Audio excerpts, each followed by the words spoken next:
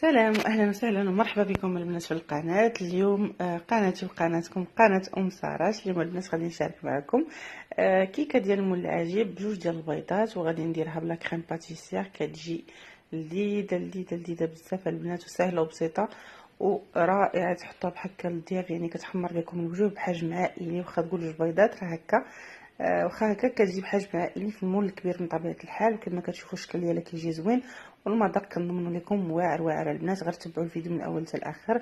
ما تنساونيش من اللايكات ديالكم، التعليق ديالكم الزوينه والمحفزه. ونبداو بسم الله على بركه الله.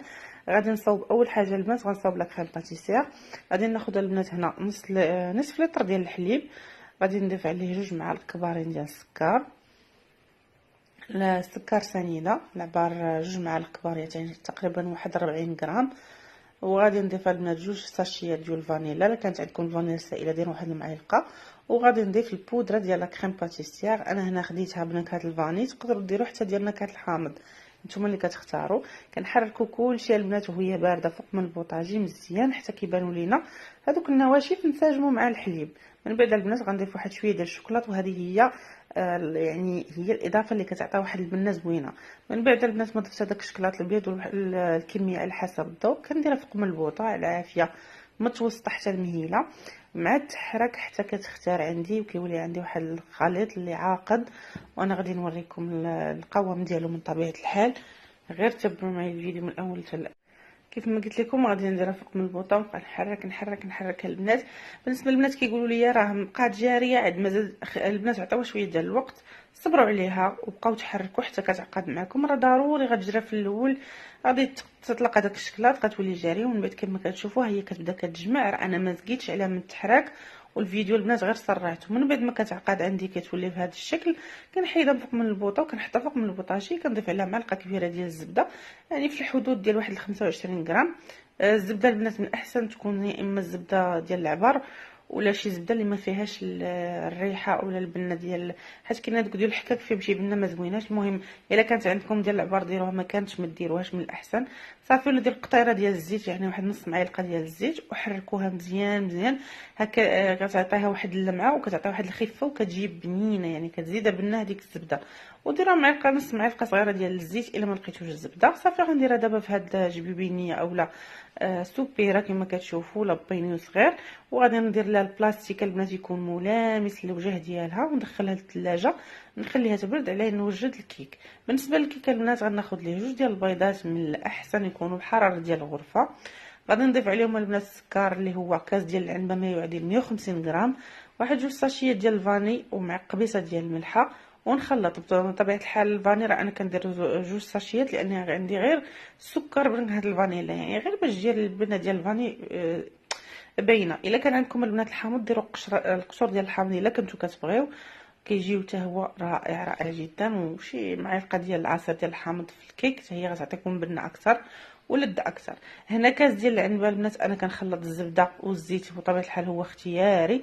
الزبده دايبه والزيت يعني ما يعادل 150 ملل. تقدروا ديروا غير الزيت كامل، ولا توفرت عندكم الزبده وبغيتوا ديروها ديروا الزبده حتى هي كامله. كاس ديال العنبه ما يعادل 150 ملل. هنا غادي ندير 2 ديال دانونات اللي تقدروا تعوضوا كاس العامر ديال الحليب، يعني كاس العبار ديال العنبه.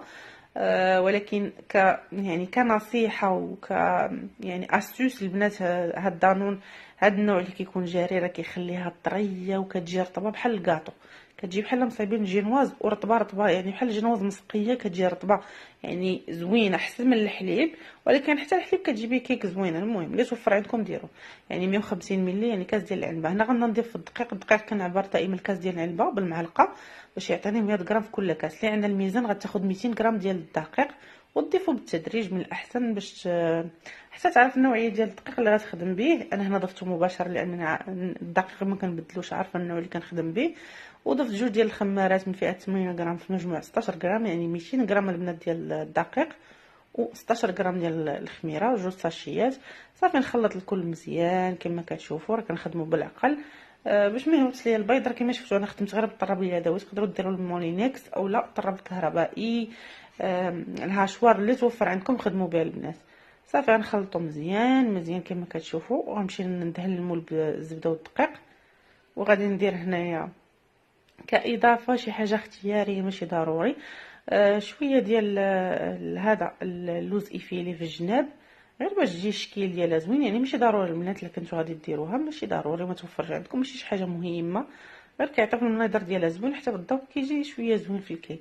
صافي هنا درتها وغادي نوجد الفران. الا كان عندكم قادوها، راه شوف القوام كيكون البنات كيكون ثقيل لاننا مستعملين دانون. الا درتو الحليب غيجيكم القوام ديال الكيك عادي، يعني خفيف شويه. على هذا كندخلوها للفران 170 درجه، كنخليوها 45 دقيقه شاعل من الفوق ومن التحت. ولا كانت الفرفاره كنشعلوها. الفران العادي كل واحد كيطيب كيفاش كيطيب على طريقته. من بعد كنخرجها من الفران كما كتشوفوا، كنديرها في الشبكه ونخليها تبرد.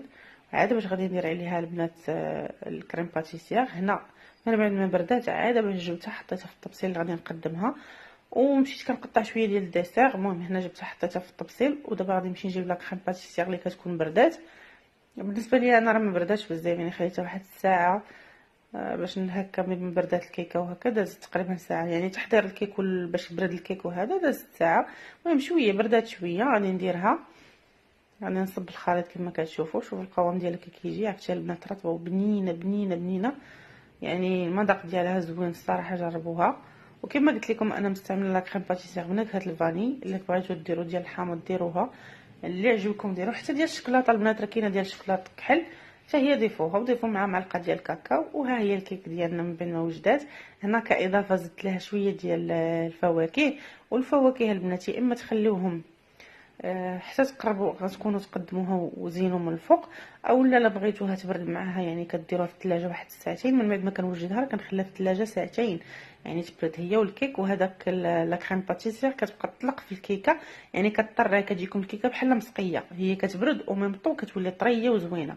وحاجه واحده اخرى على قبل البنات، الفواكه الا كنتو غديروا التفاح اولا البنان راهم من بعد كيتاكسدوا كيوليو كحلين، يعني كيولي اللون ديالهم كحل. ديروا لهم شويه ديال الحامض، يعني واحد الدهنه ديال الحامض، اولا خليهم حتى تقربوا تقدموها مباشره تزينوهم من الفوق باي نوع ديال الديسير نتوما باغيين. يا اما كما درت انا شويه ديال التفاح، شويه ديال العنب الكحل والخضر، وشويه ديال البنات. تقدروا ديروا البنات الفريز الا كان متوفر عندكم. الكرموس من طبيعه الحال الا كان موجود دير واحد جوج كرموسات قطعوهم رقاقه البنات وديرهم من الفوق كيجيو يا سلام. المهم انا اللي كان عندي في الكوزينه قديت به كما كتشوفوا، شويه ديال هاد الديسير درتو.